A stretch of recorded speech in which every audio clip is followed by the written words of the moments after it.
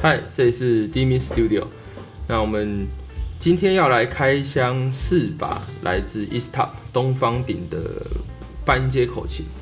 那前阵子我到韩国演出的时候，刚好有遇到这个孔总以及 Dream。那我们在吃饭的时候就有分享到，彼此在各地推广口琴以及教学的心得。那当我回到台湾之后，Dream 就联系我说，他们有设计几款这个半音阶口琴，是为了初学者的。好，那希望可以寄送给我，然后我可以给他们一些回馈。好，那我也可以顺手把它拍成影片，记录一下。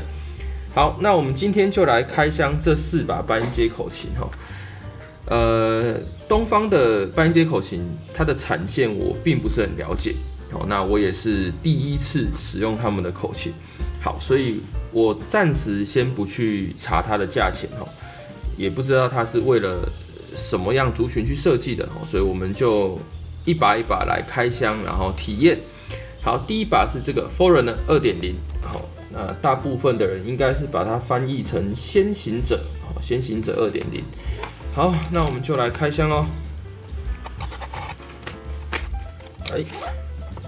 好，盒子打开，可以看得到它是用一种像这种拉链式的琴盒，那我觉得还不错。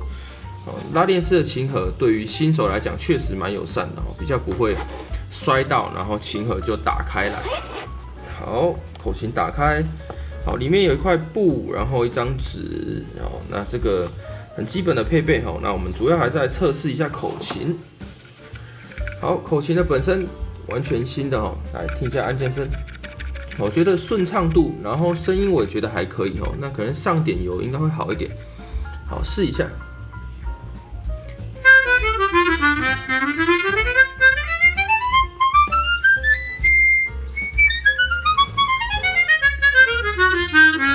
好，这一把是这个没有胶片的半音阶，所以它声音听起来会比较虚一点，就有点漏气的感觉。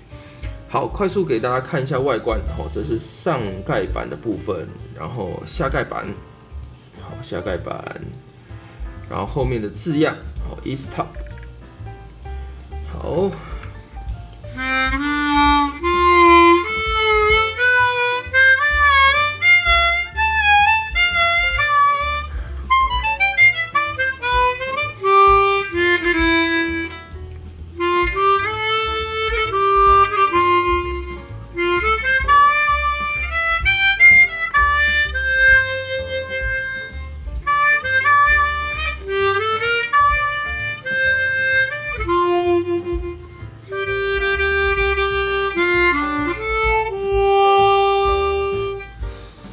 初体验，我觉得这一把琴，我觉得它的音量有点偏小，然后因为它没有胶片的设计，所以它的气密度不能算是好，那就是一把有声音的口琴。那我觉得如果要它加入我的生活的话，我觉得我可能会在冬天的时候带它去教学，至少我在示范演奏的时候，口琴一拿上手，我不用担心它会有粘胶片的问题。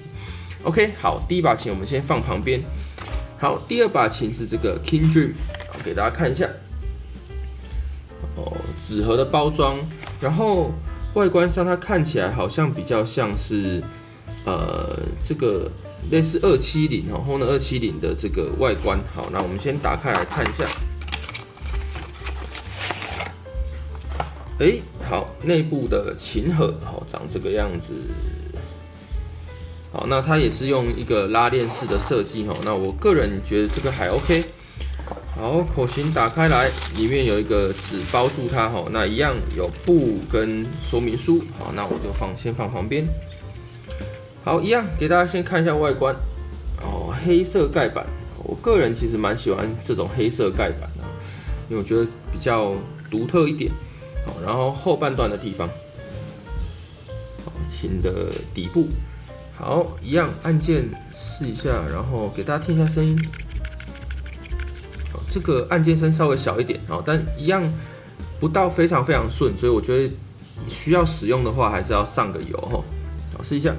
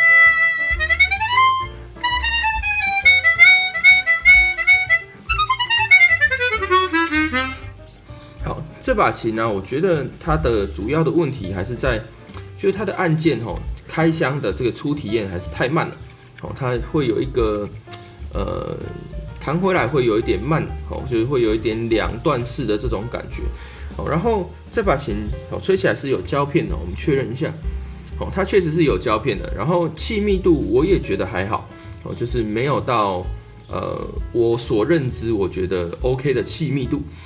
然后吹起来的音量有比我们刚刚测试的这个先行者还大声一点点。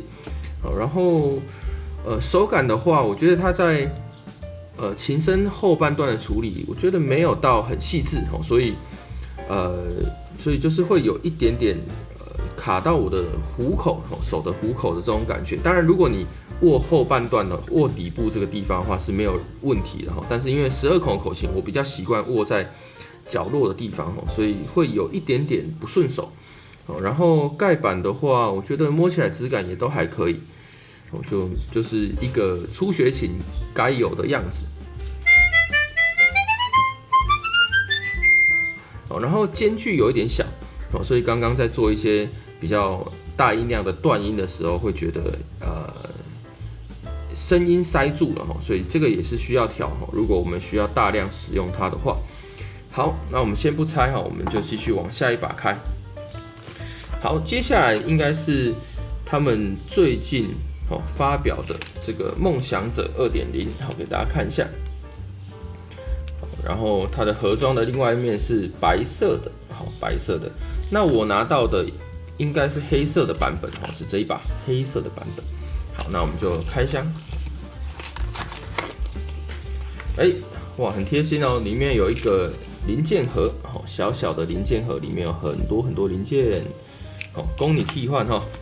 好，然后口琴拿出来，外观是类似这种眼镜盒的设计，眼镜盒的设计。好，打开来，好，一样有布说明书，然后口琴的本身，好，给大家看一下口琴的样子。它在左上角印有字样，然后底部一样有 E-Stop 的字样。那吹嘴的部分它用的是镀金的吹嘴，金色的吹嘴。然后按键有明显比前2把还滑顺哦，我觉得这状况还不错，给大家听一下。就是按键声音很小，然后明显的比较滑顺，它应该是有做比较好的加工处理。好，我们来体验一下。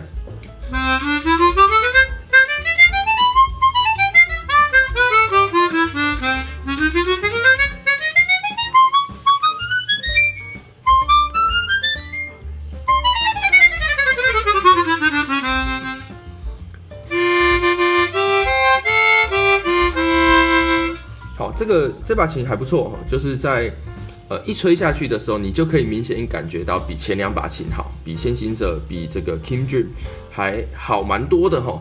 而且它的回馈，我觉得也算是在入门级的口琴里面算是蛮自然的。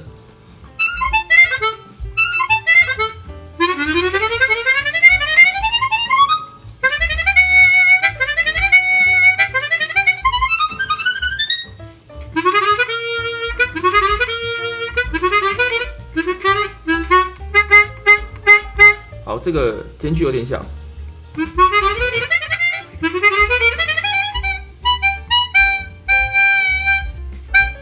这也是间距有点小。这个收这个音啊，瞬间音量灌进去的时候，它会音准会明显偏低哦。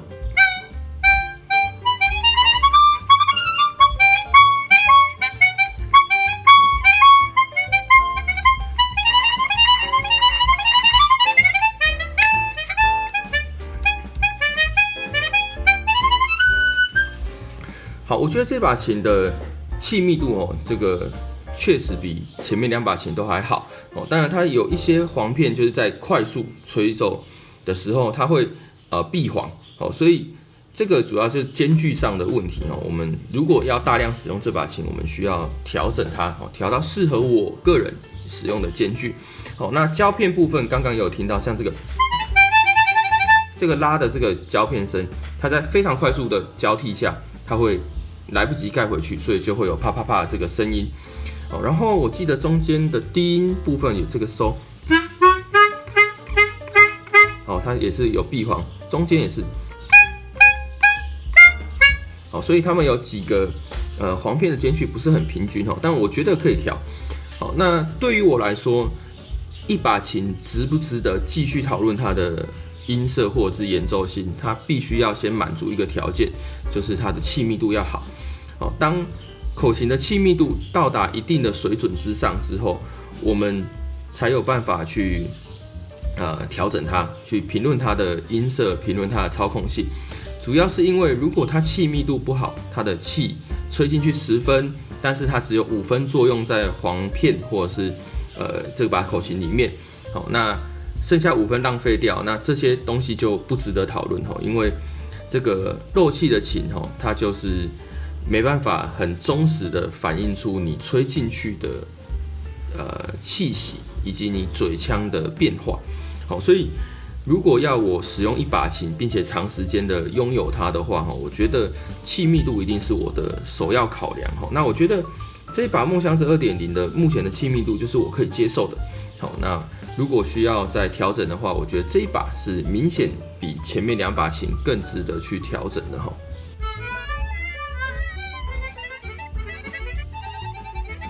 好，我觉得它的簧片反应速度，我觉得 OK 哈，算蛮快的，我觉得可以接受。好，那这把琴我们一样先放旁边。好，那我们接下来来开最近 EastUp 的新发表的这把琴哈，叫做 ET12。好，那全新的哈都还没开，那我们现在来把它打开。哇，这个包装很厚实哦。好，那它也是用眼镜盒的方法，来给大家看一下 ET12的外包装。好，我们把琴打开。我拿到的是白色的版本。好，那一样口琴部先放旁边。我拿到的是一把白色的版本。好，里面一样有说明书，给大家看一下。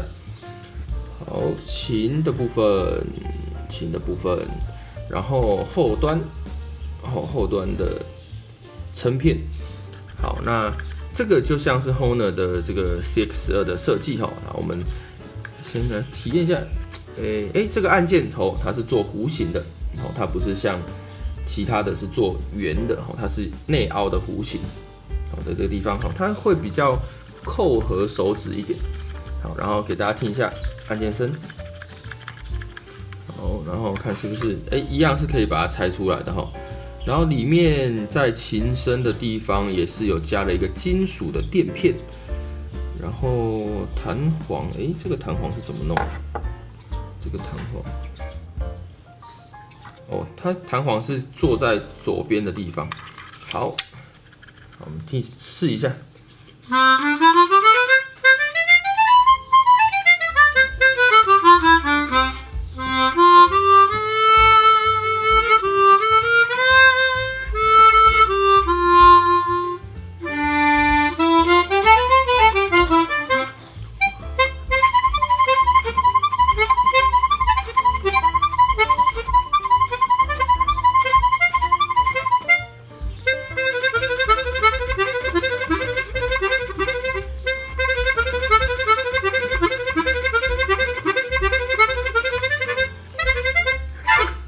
我觉得这个蛮顺的哦。这把琴状况蛮好的。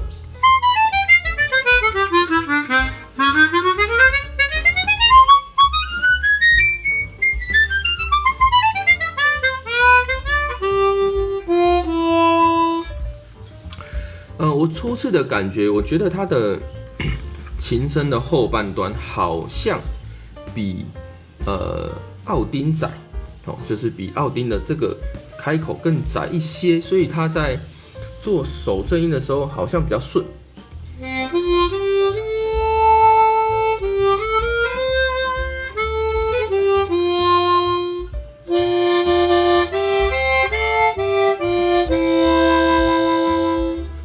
然后它的吹嘴的部分也有做一点斜坡，就不是像是圆形的这种圆弧形的吹嘴，所以它有做一点斜斜的往上。好，然后我觉得现在感觉上比较不满意的应该是按键，我觉得按键速度有一点点慢。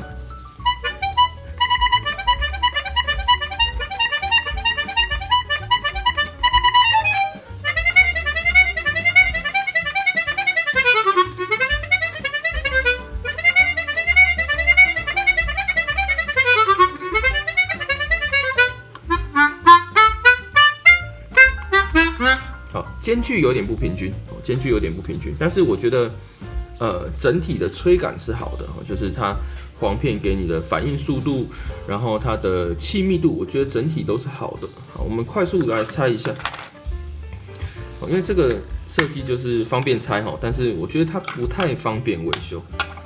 哇，它连琴身都是这个白色的，哇，这么酷。好，给大家看一下。琴身的部分，它是白色的，然后它中间有放了一片这个金属的垫片，这个跟奥丁是一样的，然后弹簧也是坐在左手边，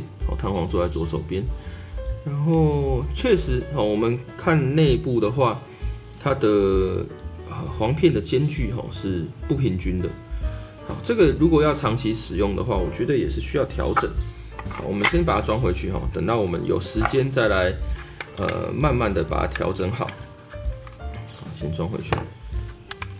好，我们今天开箱了4把口琴，如果这4把口琴要我推荐，就是在我不知道价位的情况下，就是我也没有特别去查，那这几把口琴要我推荐给初学者，而且是我觉得是堪用可以吹的话，我会建议大家可以买这个 ET12，还有这一把梦想者 2.0， 我觉得这2把琴的状况是比较好的，就是气密度、簧片的反应，然后音色我也觉得不差，就是初学者该有的音色。